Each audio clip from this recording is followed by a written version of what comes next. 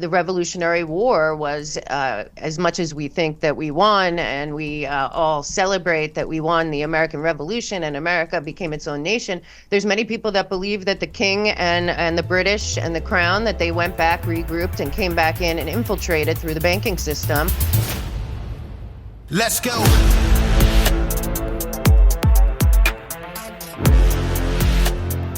Welcome to Citizen. We got a special guest today from the Mel K show, Mel K.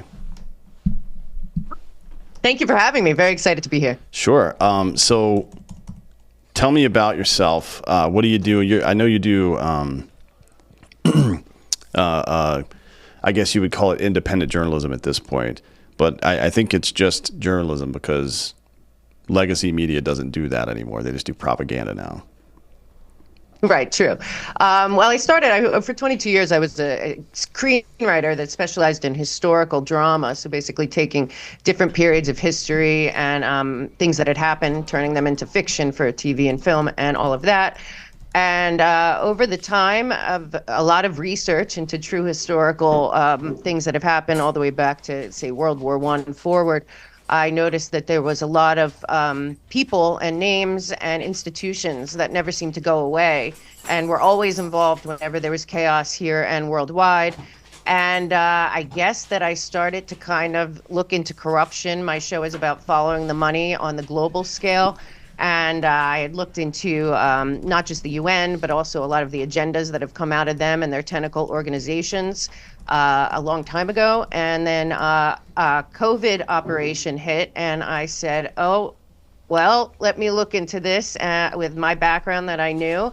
And from that day on, I started the Mel K show, kind of informing people about how this all connected and that there is, in fact, and has been a long-term plan to end nation states and consolidate power into a very small group of people that now are very obvious. But when I was talking about it, it was a conspiracy theory. And now they are having an event next week at the World Health Organization just to underline the exact nature of what is going on. So right now, I basically just watch geopolitics and look at the players and point out what I think is happening, not just in this country, but around the world. Sure. So that seems like a radical idea to some people. The idea that some, let's call it a globalist cabal, is intent on, as you say, ending the nation state. Walk me through, 'cause I'm not saying I disagree with you. I think that's exactly right. But just walk me through the evidence as you see it for that. Okay.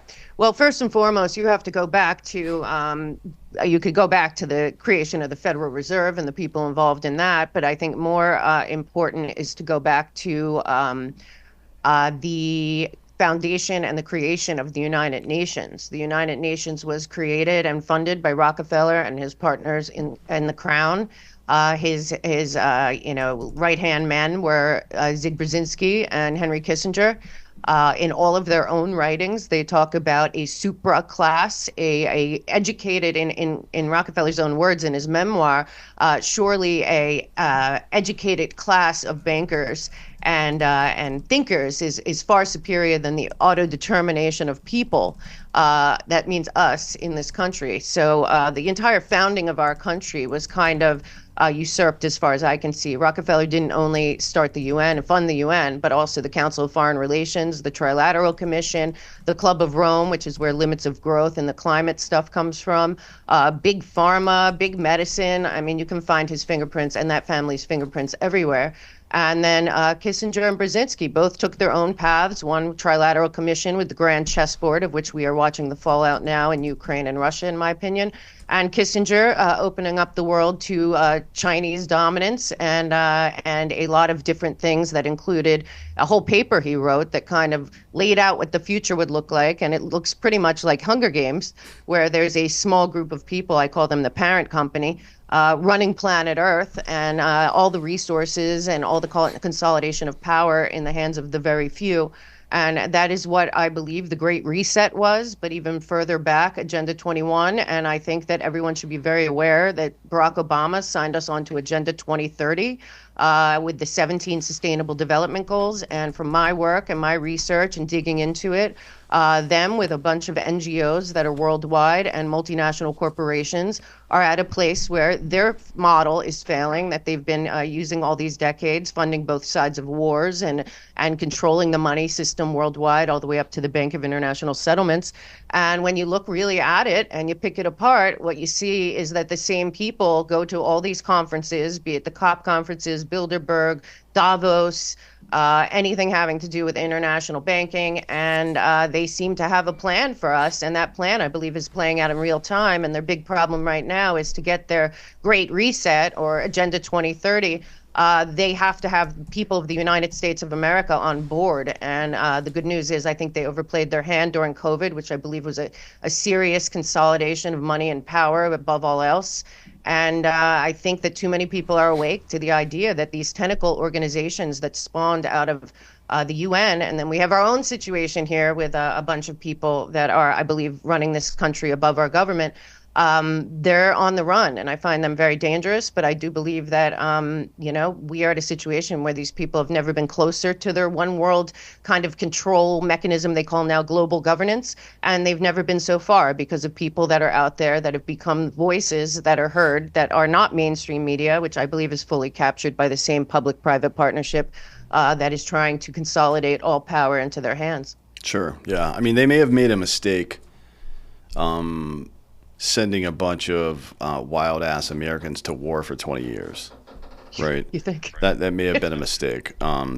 Like pacifying this, I think that was, I agree with what you're talking about, by the way. I think that was a huge mistake on their part, not just overplaying their hand in the the fake ass pandemic, but like you don't send your enemy to train for 20 years. That's a mistake, right? Obviously. Now you're talking about the Trilateral Commission and some of these other things that happened later on, but I would say that this started, and certainly Rockefeller, and you would agree with this. It started maybe the latest it would have started is the very early part of the 20th century, right? So like John Rockefeller and Henry Ford especially had quite a bit of say over reforming our entire public education system. And the idea was to create a new caste system in America, right? Which is plebs and fucking and patricians again, like as it always is.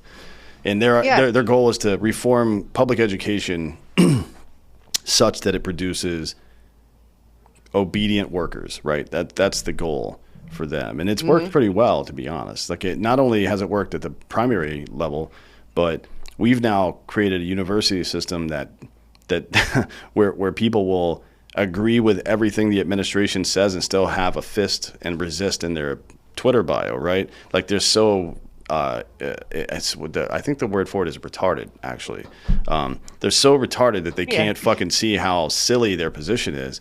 And that's like nobody gaslights like government, right? No. I mean, especially our government. But what's really hard, too, is I think, I agree with you with that. You know, there's many people out there that some scholars and people that I talk to sometimes that actually think that the Revolutionary War was, as much as we think that we won and we all celebrate that we won the American Revolution and America became its own nation, there's many people that believe that the king and the British and the crown, that they went back, regrouped, and came back in and infiltrated through the banking system and through funding our railroads and all kinds of other things. Obviously, after World War II, we had Operation Paperclip and the infiltration at that point into all of our institutions, which I think is a lot to do with what's happening in many levels, but certainly what happened with the COVID. And, you know, you brought up something I think that's really important that people should take a look at is there was a document from the Project for a New American Century in 2000 before 9/11. Wolfowitz, Cheney, Rumsfeld, all these guys, Kagan, who was at NATO, wrote this document about basically taking over the world militarily, that if the American people had seen it, it sounds like Darth Vader wrote it. In the beginning, it says they would need another Pearl Harbor to kind of kick it all off. And shortly thereafter, we had 9/11. They instituted the Patriot Act, which is the most unconstitutional thing I believe ever happened to this country. And since then, I feel that we've been captured by these people. The original capture, obviously, in my opinion, was the day they killed JFK. But I think that we've been fighting a government that has been involved in many, many cover-ups, and one after another from the original murder there. And at this point, we have an intelligence blob that is unconstitutional, that was spawned out of the Patriot Act, that is functioning as a fourth branch of the government. And I don't know if you saw Tucker recently. He said the entire three branches of government are terrified of the intelligence branch. And clearly, there's a public-private partnership with a the most powerful person probably in America right now seems to be Larry Fink of BlackRock. So, the American people have to understand we have power here, but it's dwindling. Yeah, it's interesting. There's a group called Antifa that runs around. They're basically LARPing, right? Or tailgating life. They like to live outside as a form of protest, which is, again, retarded. But they call themselves anti-fascist, which is really interesting because they support all of the, as you referred to it, public-private partnerships. And what they are public-private partnered authoritarianism, right? That's what it really is, exactly. Which is the literal definition of fascism. So again, we're met with some like it's an amount of irony that's difficult to move around to have a reasonable conversation with someone like that, right? Like when somebody has when the universities are filled with people who propagandize this stuff, and the bureaucratic side of our government plus the current administration are all on the same side of this nonsense, and you still think you're resisting some power. It's like, man, that your brain might be permanently broken at this point, which may have been that may have been the goal there, to be honest, right? Is to convince people of all that. But I think there's something to that bit about England. I don't know that they have the capabilities to do anything now, to be honest, but it was always weird to me that the French helped us win the war. Their navy and then General Lafayette and his troops were instrumental in us winning the Revolutionary War.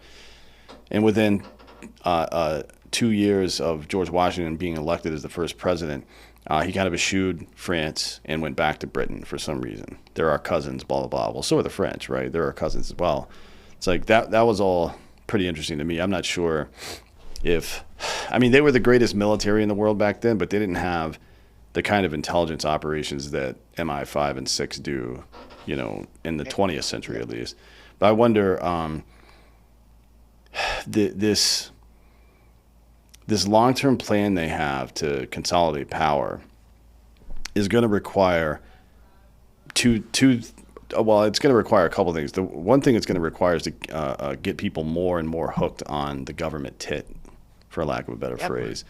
And then you saw it during COVID, where they tried to redefine individualism as somehow like selfish, right? That you making your own individual medical choices, that's selfish now. Being patriotic and not wanting other people to invade our country, selfish. It's like that's some next level gaslighting, and it does make me wonder. Like America's got this idea, or is built on this idea, that individual liberty is the most important thing, and out of that has come like a fierce individualist spirit, which is, comes together in times of needs and fucks people up who are trying to get at us, right? That's kind of one of our things. Being intrinsically anti-authority is a big part of being an American. When did we become a country, a refuge for all these people from around the world that are cowards, that are too scared to stay and fight for their own country, right? Like we used to import the best and brightest. You had to try really hard to get a visa, and you had to have some talent or some skill or something, right? Now it's just like all the military age males who are too big of bitches to stay and fight for their own country, basically, is what we're seeing now, right? I mean, we're scraping the bottom of the barrel with these folks. And I wonder when that started. I don't remember. I don't remember exactly when. I guess it would have been during the Obama administration, sometime around 2012, when all the Guatemalan folks started coming up here. I think when you Right. remember when Hillary was down, the czar, the border czar, and they built all those the cages for the kids. Remember when that was Yes, I that was do. Obama that did that? Yes, it was. I guess it was then, but that's something that doesn't get talked about. People like, look, people want to be compassionate towards others who are in trouble or whatever the fuck. I get it, man, but like we still like, would you invite that dude inside your house? Like a guy's down on his luck, you're gonna invite him to your house? No, that's not gonna work. Yeah. I mean, that's not what's happening at all at the border, and it's very bizarre. This is why the people that are still watching, at least the Intel television that is MSNBC and those other channels, are totally being lied to. And it's not humanitarian what's happening at the border. There's a more child and adult trafficking, labor trafficking. We have slaves all over America right now because not everyone's a good guy, and if you can take advantage of people, and that's not even talking about the military age people that have been imported. But the truth about what's happening, in my opinion, is that I believe that the parent company, I call them, but the public-private partnership that's running our country above our country, I feel that our government's captured all the way out to the local, to the top, the highest level, by these people that benefit from the controlled demolition of America. And I think what's happening is they're doing a Cloward Piven strategy of overwhelming our social safety net systems to collapse our country from within. Order out of chaos is how these people kind of work. And the other side of it is to weaken us. George Soros, one of the biggest funders of all of this, his NGO, his philanthropy or whatever, is called Open Society. And they mean that. They mean that there should be no borders, because what people have to understand that don't fully get that Obama signed on to Agenda 2030 to make sure that we were part of that. I fully believe that both Bushes, Clinton, Obama, and Biden are all in on the global governance plan, on the, Pan Am. They're going to all live in Pan Am, and all the rest of us are in the Hunger Games, in wards, ours being Canada, America, and Mexico. But frankly, all these are in their own documents, and there's a lot about what's happening at the border that is about collapsing us, and also making our culture and our society so fractured and so divide and conquer, divide and conquer. I've covered a lot of color revolutions around the world on my show. I believe that they're perpetrating a color revolution on our country. And the way you know that is you follow the money. It's USAID or NED or any of these people that have gone around the world, show up everywhere that there's a regime change, be it Libya or Yugoslavia or Syria or all over Africa. And it's the same NGOs and the same money. And we, the people of the United States, are chugging along thinking that, 24 election is about the Trump or Biden. It is not about that. It is truly about that America has to stand in the way, because a lot of things that have happened, especially the first 30 executive orders that the Biden regime threw down, are all about getting us on a global digital public infrastructure. It's all in their own papers. I have a lot of this evidence on the resource page on my website. People can look at their own websites and read about this, especially the World Economic Forum, weforum.org.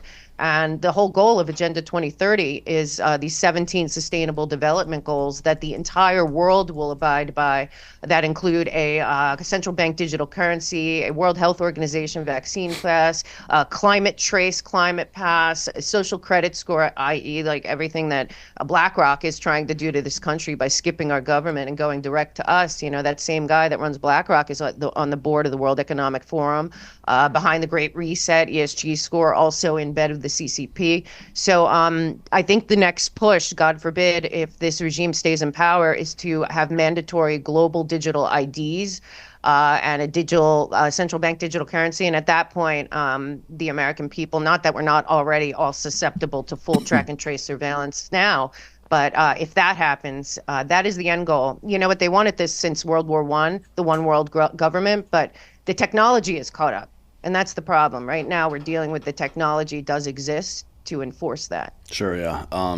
Yeah, it is kind of, this is something that should give people pause, that the same NGOs and the same money trails, that is to say, organizations like the Catholic Church to some degree, right? Yep. It's not the entire Catholic Church, but there are parts of the Catholic Church in southern Texas here that are directly funding illegal immigration and human trafficking. That's a fact, right? Like I've done plenty of research on this, some first party research actually.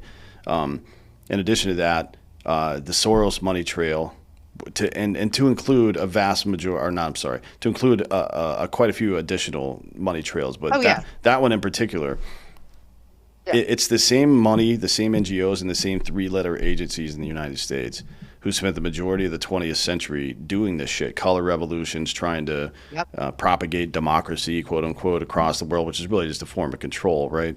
That are now operating inside the domestic U.S. And that should make you should hear the tire screeching to a halt I in your know. head when you fucking see this stuff. When you see these same players mapped onto the modern world and the outcome of that, because well, one of the primary results of this has been neoconservatism, right, which left the, I guess, quasi Monroe doctrine that we held in the 1990s post Cold War, where we didn't want a nation build anymore. As a matter of fact, George W. Bush ran on not being a nation builder. We pivoted immediately, right? And it wasn't just after 9/11. We started almost immediately when he came into office making plans to start nation building Oh yeah, again. And then the so-called conservatives presided over the largest expansion of the federal government in the history of our country. They expanded the surveillance state to a degree where it's now an avalanche. It's going downhill, and there is no stopping it. And now we see the literal fascism, the public-private partnerships that are getting involved in yeah, this as well, right? So yep. this is all very obvious. This isn't a conspiracy theory. I don't know that it ever was. I thought it was pretty obvious. I mean, we know that the CIA killed one of our presidents because he didn't Yeah, want to go it, through with some stuff they wanted to do. So, you know, this is it is, let's say, problematic, right, for people to bury their head in the sand. Now we make these deals with government, right? yeah, That is, we give you some power and you handle our roads and our common defense. And we made the mistake of taking our eyes off of these people just for a second. And they went absolutely insane because I think these people, like if you had to choose one of the founding fathers that represent the modern politics, it would be Alexander Hamilton. He was the biggest piece of shit possible. Trying to start a Federal Reserve from the very beginning. He wanted a caste system. He wanted royalty in America and stuff like this. And everybody else was like, "Nah, we're not doing that." Even his boss, George Washington, was like, "Fuck off, dude."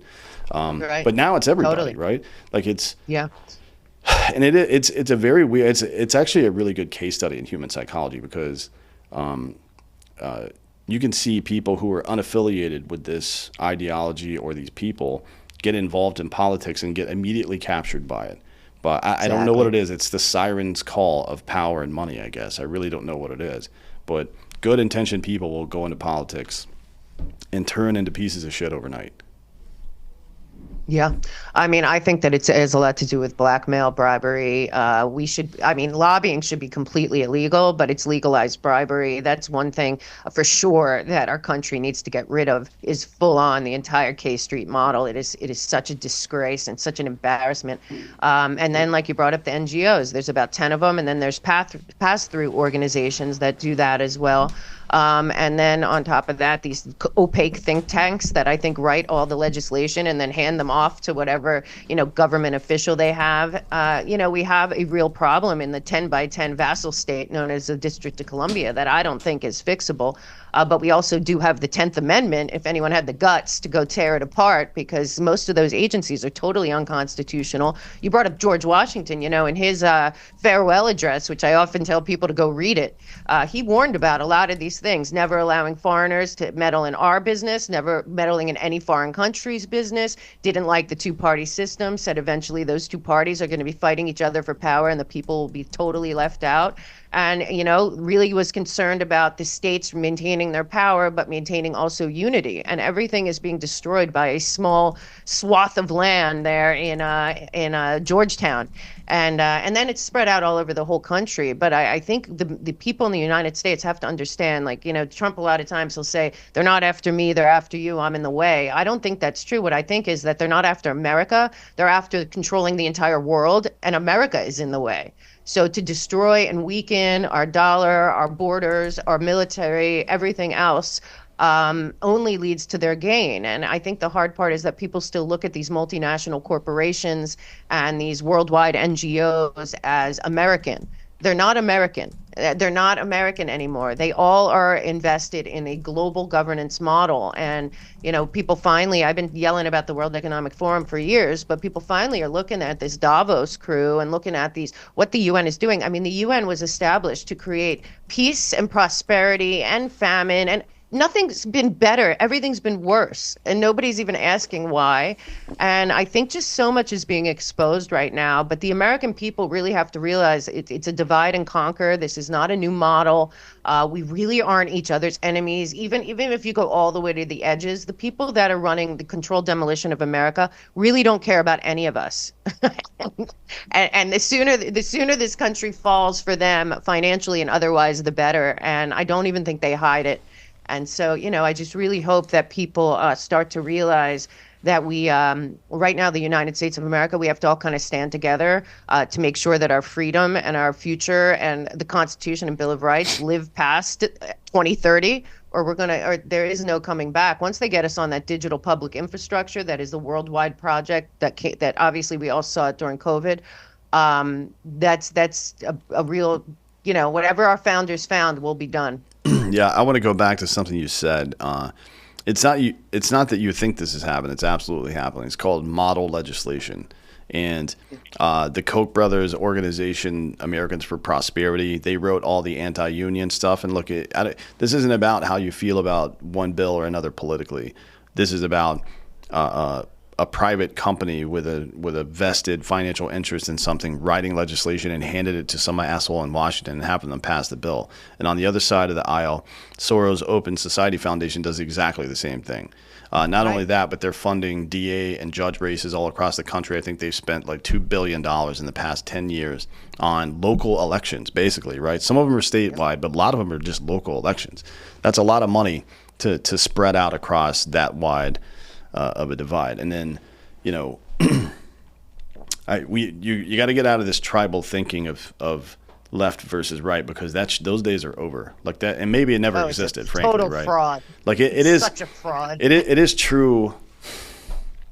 It is true from a political balance standpoint that we need conservatives and liberals in the same way that we need fathers and mothers, right? Like you have to have people who are primarily concerned with empathic nurturing, and you have to have people who are primarily concerned with personal responsibility and defense. That's how fucking life works. Every species, not just ours, right? So we need those things, and we need them to function properly.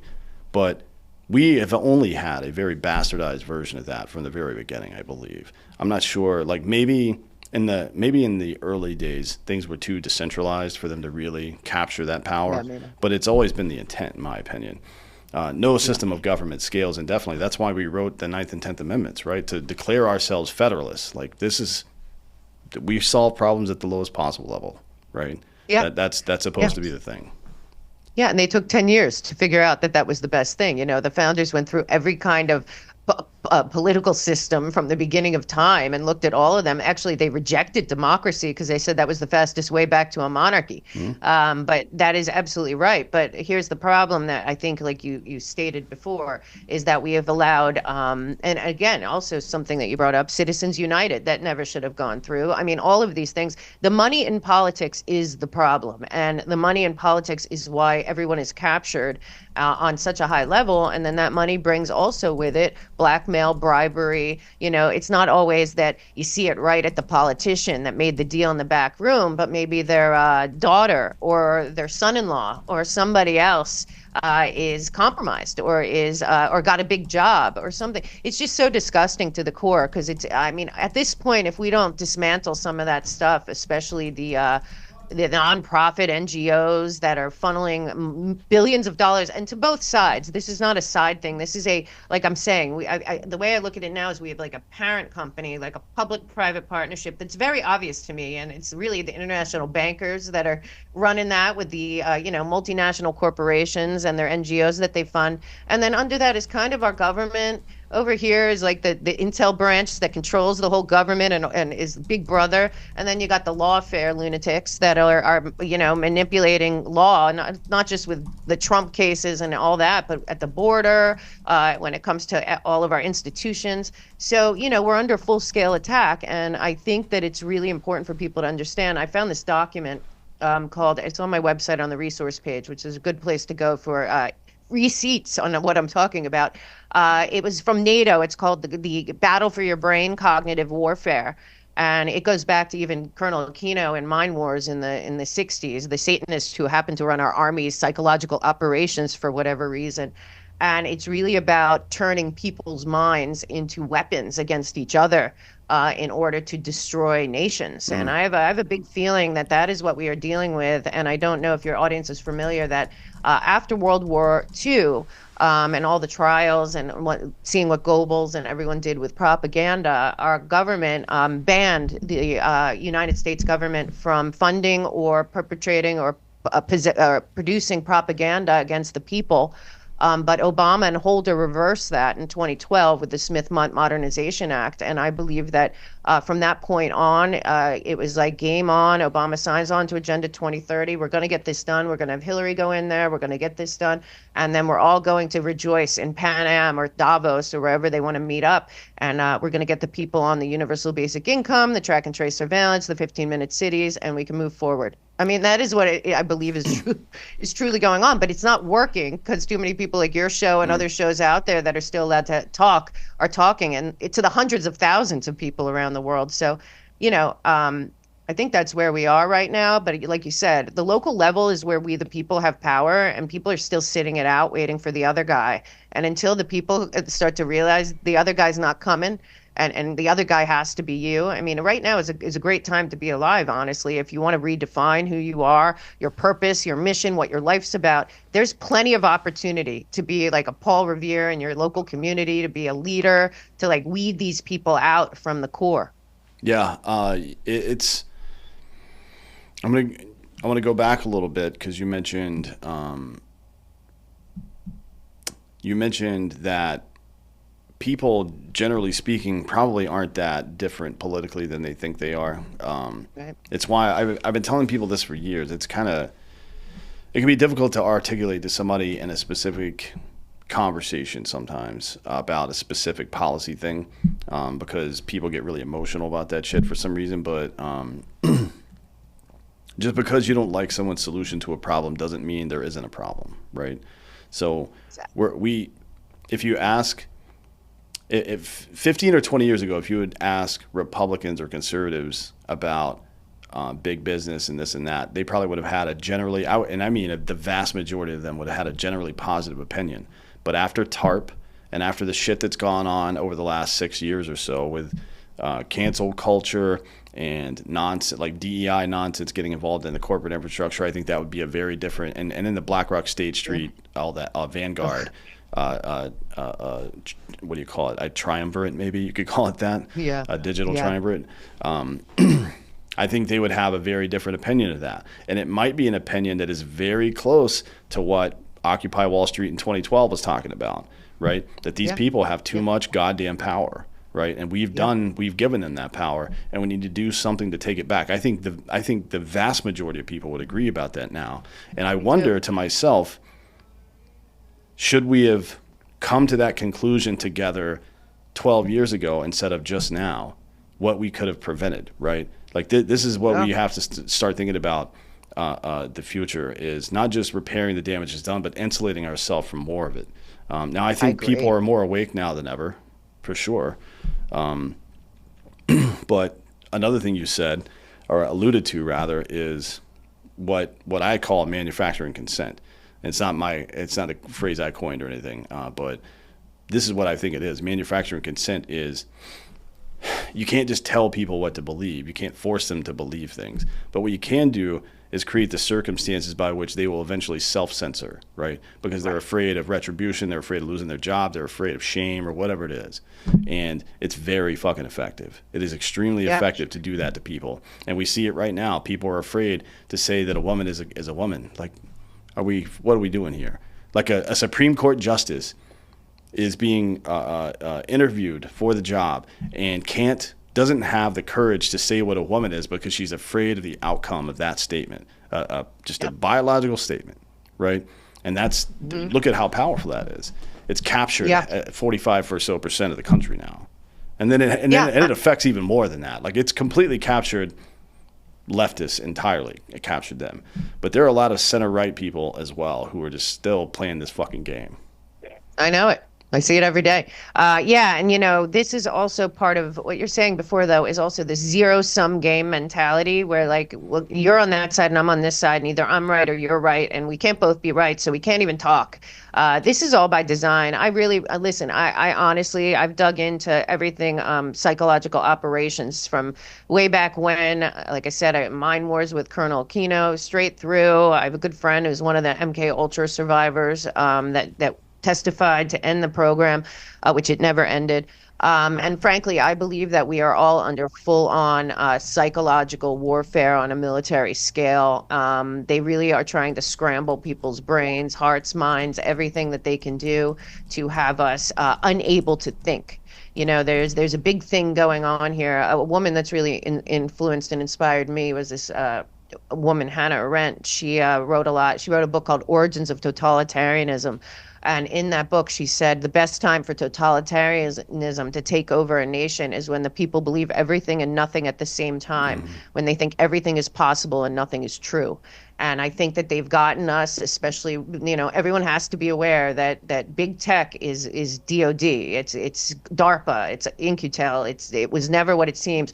The Patriot Act was never about some vague terrorist. It was always about spying on us, and where we are now is that, people have to also take personally what's happening. I mean, you and I, we gave the government the ability maybe to give us a driver's license, a social security card, and a birth certificate, but they're not entitled to anything else of mine. And right now, they have everything they want. They're in bed with all of big tech. They're in bed with all the multinational corporations. If they can't spy on you some way by calling you because the FBI started a new anti-authoritarian, anti-government task force, which is how this country was created because people were skeptical of both. But they can open a file. I had on two guys from the FBI task force retired saying they can just say that you're a domestic terrorist, a threat to national security. They'll open a file. They'll get all your information. They'll get it from everywhere, including the phone company. This is what happened with January 6th. So, we are in a place right now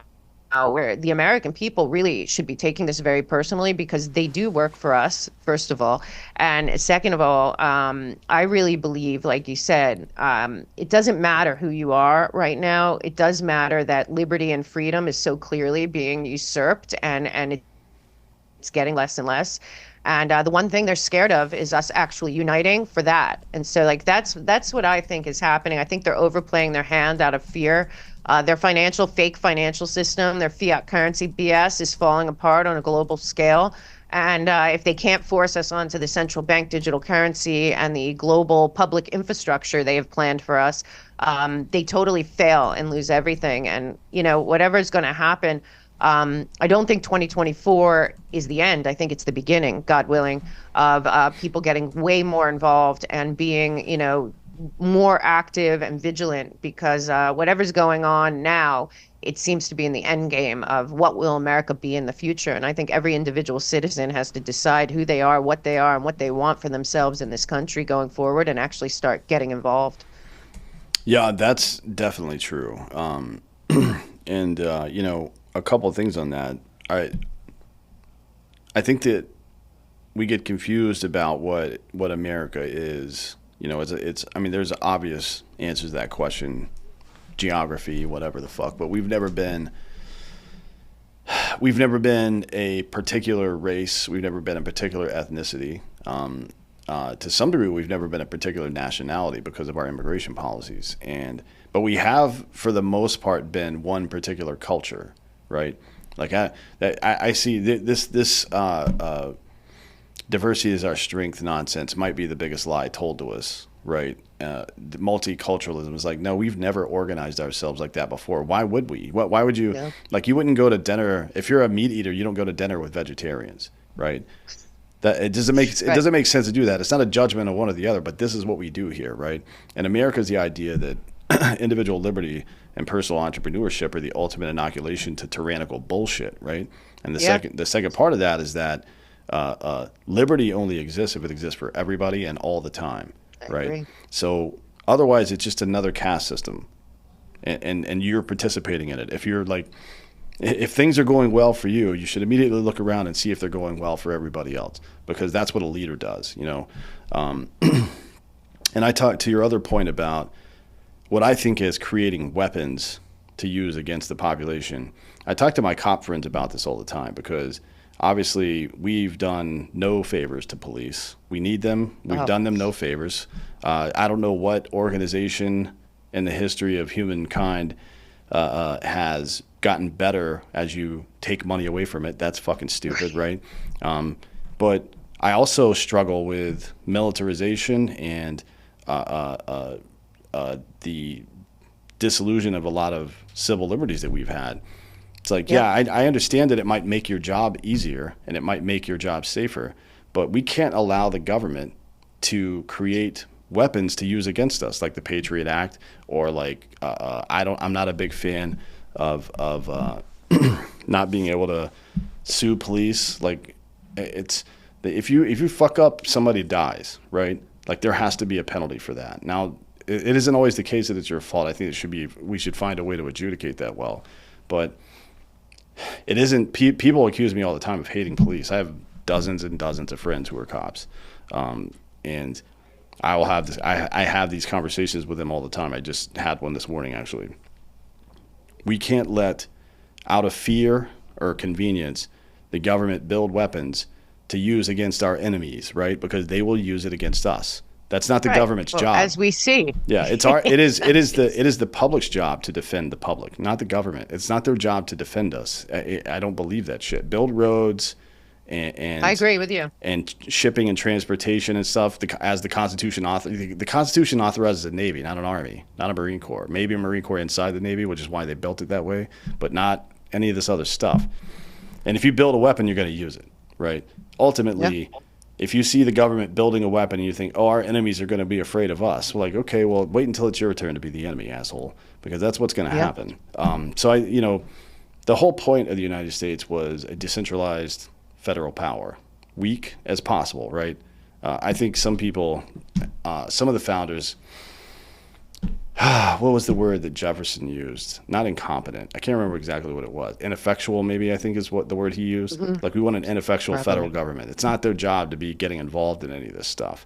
But once you give them that power, then they have to, when somebody gives they never give it back. Yeah, they never give it back, but then there's an impetus to use it all the time, right? Otherwise, why even have it? So to maintain it, they have to continually use it to show that it's necessary, which is a big problem for us. It's why we're probably the only country that averages a war every 15 years of our entire existence. Yeah. Well, that's a little bit more about something else that Eisenhower warned us about, not about actual that we should have gone to war, certainly. But yeah, I mean, this is I think the biggest danger we have going on here is the military-industrial complex and their unholy alliance with the international banking cartel. And that basically in 2024, no person on planet Earth should be dying in any war under any circumstance over land or anything else. With the abundance that is available on planet Earth. But we have a international banking system, including the IMF, the World Bank, the BIS, all these people at the very, very top that have for now well over a century, they go into foreign nations, especially in Africa, South America, Middle East, but all over the place. And they go in and whether it's after a color revolution and a war or whatever, and they rebuild that country. And in my opinion, looking over wars since French Revolution, but certainly since World War I, the people that win every war are the people that rebuild the place. And right now they're openly talking about BlackRock, CCP, Chase, the Clinton Global Initiative, rebuilding Ukraine after it's done to the tune of $600 billion in above what we've already given. And if that's not very clear, I believe that all of the wars going on right now all over the world are being funded on both sides by the same people that want this kind of order out of chaos, breakdown. And like I said, I think they have their plan. They've had it for a long time. Agenda 2030 is no joke. And the WHO thing is the first plan. But in September, the UN is trying to get everyone to sign on to something called Our Common Agenda, or the Pact for the Future. And listen, on all of their own websites, all the way up to the BIS, it says basically nation states no longer work. We live in a planet of global issues, global warming, global war, global pandemic, and therefore we need a global governance. They're not saying government because they changed words because they're very fancy like that. But I mean, we have to be very aware that right now, all the things that made America America, when Obama said he wanted to fundamentally transform America, he meant pull the foundation out. Oh, totally. And change America to be a cog in the globalist wheel. I mean, he knew what he was doing when he was signing Agenda 2030. Everything that they've done since then has been geared towards funding global organizations, global plans, be it the Paris Climate Accord, UNESCO, the World Health Organization. These are not American. They actually aren't any countries. The UN. This is all. And then the other side of it, lunatics like Mitt Romney and other people say like, oh, these Americans that are against globalism, they're isolationists. No, no, no. I'm all for every country having real leaders that answer to their people and making their countries awesome. There's clearly enough money on planet Earth that there's nowhere in the world, all over Africa and all over South America, should be thriving, should have clean water, air, electricity, internet, everything, great education. Everywhere on planet Earth could, if the money wasn't being controlled by this entity that needs to have developing nations to continue the fraud.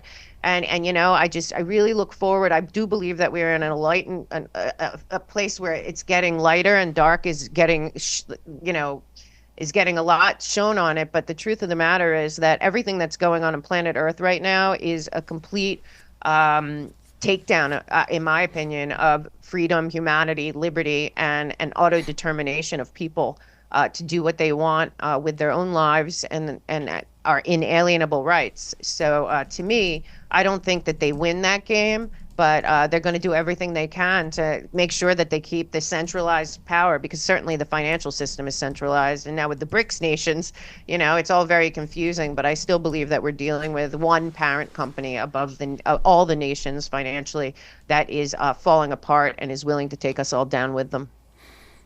Yeah, you mentioned rebuilding Ukraine, just like they rebuilt Haiti, right?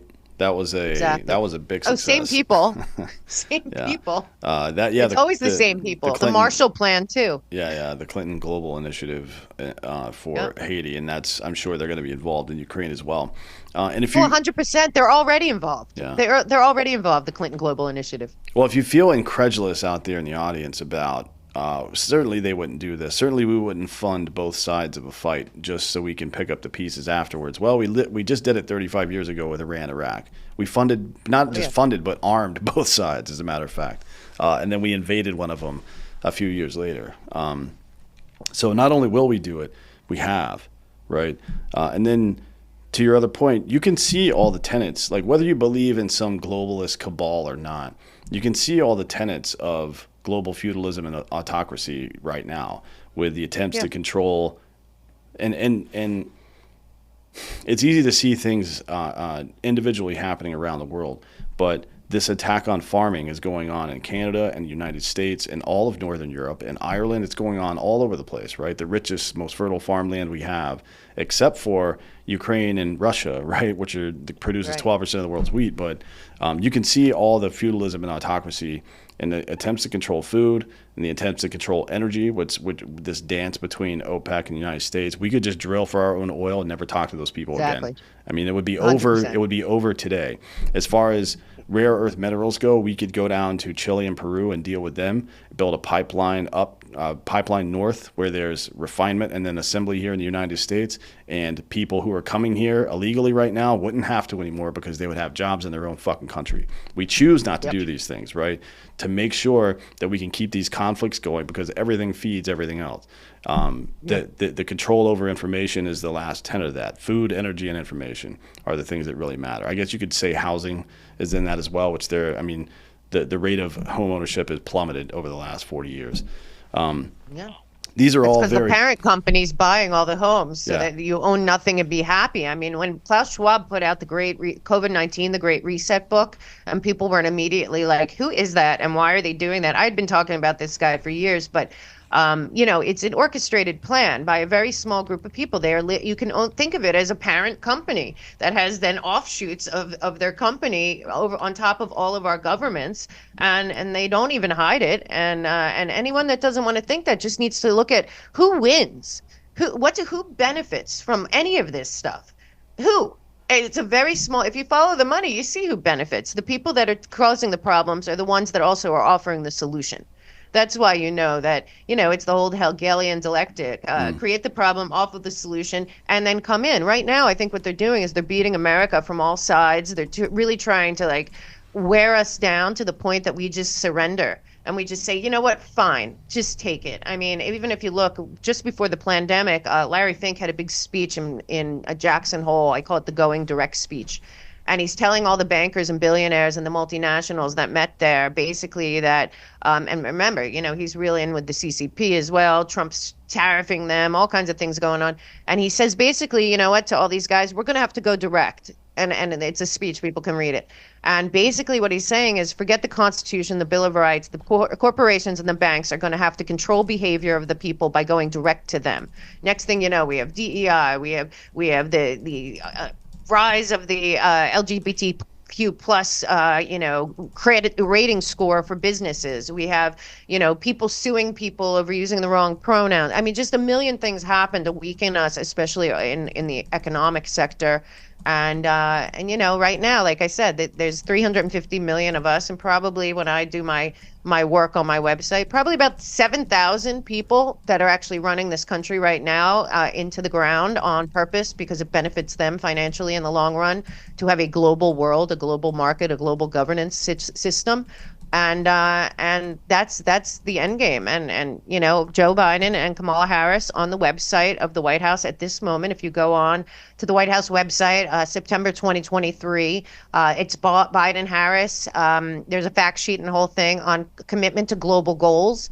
And if you open up that document and you look through it, it says that Kamala Harris and Joe Biden will be the forerunners and the leads in making sure that Agenda 2030, global governance 17 development goals are implemented not just here but in the whole world by 2030.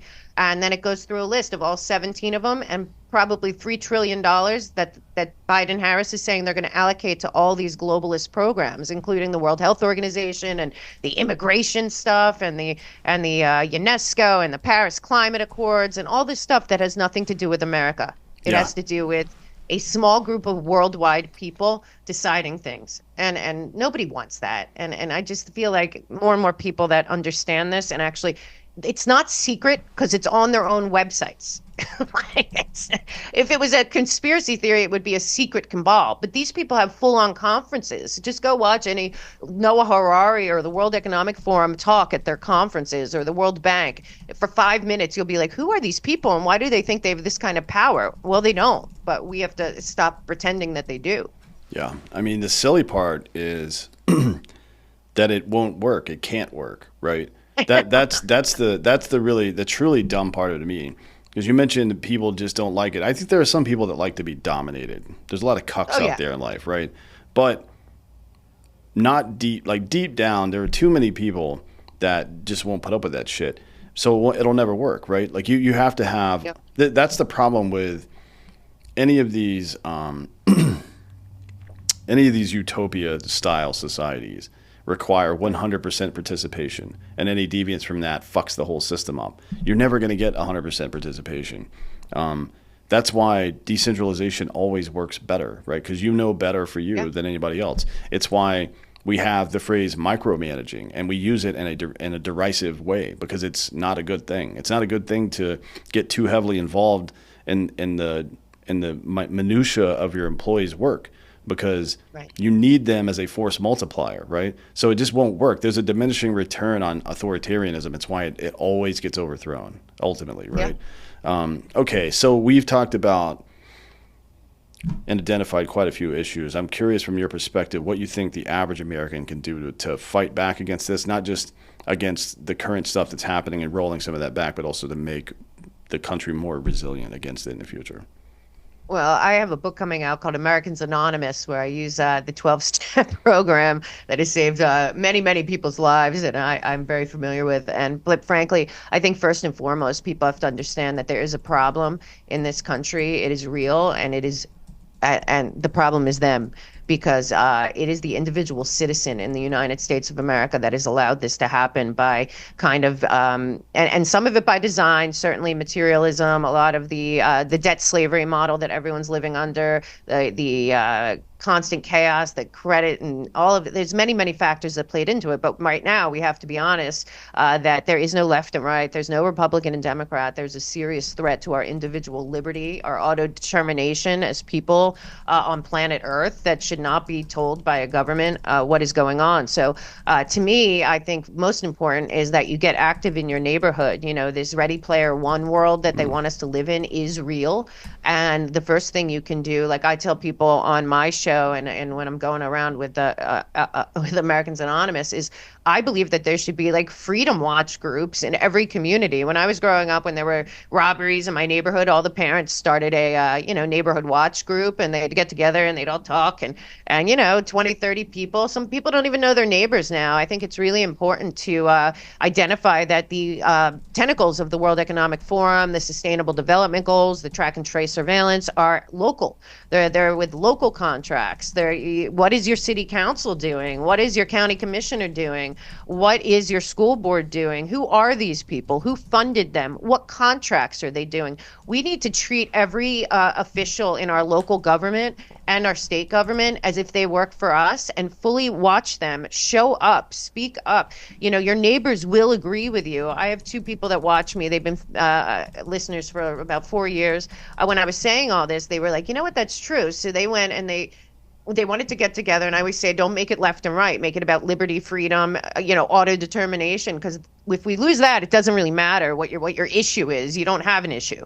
So they went and they put up signs in their local community at the coffee shop and wherever, and like, we know something's wrong. You know something's wrong. Let's meet at Howard Park on Sunday at 9 p.m. or 7 p.m. and and like 35 people showed up. It's not much, but it's a lot. But now 200 people show up every 2 weeks on Sunday.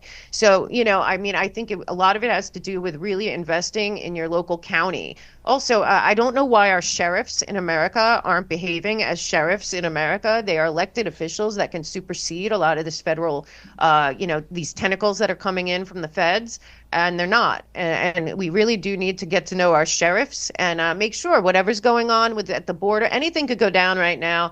They're pushing into World War III, these NATO lunatics and these Biden creatures. So also your sheriff, you should get together with your community, have your sheriff have a meeting and say, you know what, if shit goes down here, what's the plan? What's the plan? I really think getting involved locally, getting to know like-minded folks, knowing like if the grid goes down, if there's some kind of uprising called or whatever, you're ready, and your community's tight. I was really last summer I watched the entire Walking Dead, and I'm thinking in my head like, what will we do? And now we're in a situation where who knows what could happen. I'd like to know that my Alexandria would be built. So that's where I am with that. And then on top of that, I think we have to not be afraid, because January 6th was an operation, I believe, to make us afraid to protest the government, as is our right. I think and I'm surprised that there's not, but I'm working with some of my libertarian friends and conservative friends and independent friends and anarchist friends. I think we, the people, have to stand up and say no more wars, because these people in Washington, D.C., they could not care less what we think. They're waving the Ukrainian flag on the floor. And we have $200 billion when we have broken down cities. Our manufacturing's nothing. I've driven all over the country on my tour the last few years, and I'll tell you, there are full-on abandoned towns that could be revitalized all over America. And people are stuck in these cities. They can't even afford it. It's dangerous. All that. Well, go spread out. So to me, I think first things first are to get involved locally, to start local groups, to find like-minded folks, and tell everyone around you, like, these globalist billionaire oligarchs have usurped our country from the bottom up, and the bottom is where we can also pull it out. And then for me, I also think people have to start really paying attention to states' rights. You can write all kinds of things. We really need very strong attorney generals in every state that are constitutional minded, because like you said earlier, the 9th and 10th Amendment are our best friends if we want to dismantle that disgusting cesspool that is usurping everyone's power for a parent company, I believe, that runs them. So for me, it's all about local action and being brave, standing up, speaking up. And you know what? I've been terrorized online. I get canceled. I get censored or whatever. Who cares? If we don't have liberty and we don't have freedom, it doesn't really matter. So I just hope people will be brave, show up and speak up, but don't think somebody else is going to do it, because that's just not the way it's going to work this time. Yeah, very good advice. I mean, it requires everybody's effort. And the more people that are putting effort in, the less effort it requires from all of us. That's kind of the point, Exactly. right? You hear a lot about acting locally. Most people think of that in political terms, but get to know your neighbors for a lot of reasons. Like Right. if the power goes out, what are you gonna do? Like if you don't, you should have an. I say this to people all the time. If power goes out for 3 weeks, what are you gonna do? Like Right. can you survive without unrefrigerated food for Yeah. 3 weeks? The answer is mostly no, right? Right. Um, but It's very real right now. This yeah. is what you're saying is so important. It really, really is. Yeah, and then on the other side of the neighbor thing, it's a couple of things, just human psychology. One, it's hard to hate up close, right? Like Yeah. this division that people that these assholes are trying to create. It's a lot harder for them to create it if you actually know the people they're talking about. You're like, no, Dave's not like that, so Right. fuck Right. off, right? Exactly. And Yeah. it's quite a bit more difficult for someone to get between you if you're standing side by side as well, right? And it's also Exactly. quite a bit more difficult for them to get through you, which is why we do it that way. Think of it as like a sociological form of the Roman phalanx, maybe, right? Exactly. Like just stay Yeah. close. Yeah, that's all good advice. Look, appreciate you coming on today. Thank you. Very interesting conversation. I think maybe preaching to the choir a little bit That's good. with my audience, but it is good information, and it's something like you guys need to go out into the world and propagate this message a little bit more. Educate yourself, become an expert in the Constitution, and don't let Yeah. anybody fuck with it. Tell everybody where they can find you and all your shows and Great. stuff. Okay, thank you so much. I am at themelkshow.com. Everything I talked about, Agenda 2030 and all of that can be found, receipts for that, and you can get yourself really educated on that so you can fight it too. On themelkshow.com resource page, it's free. Check it out. I have a show every single night on Rumble and other platforms, but Rumble is my main hub. And the Mel K Show everywhere. I'm very censored on social media. So go to my website. If you can sign up for my newsletter, that's the best way to find me. And you can find all my links on that website. And thank you so much. I really appreciate being here and talking to different voices. I think it's really important now more than ever that we open the tent to anyone that's willing to stand for truth, freedom, and justice. And I really, really appreciate this conversation. Yes, absolutely. And thank you for coming, and thank you all for Thank listening. you. This has been Citizen.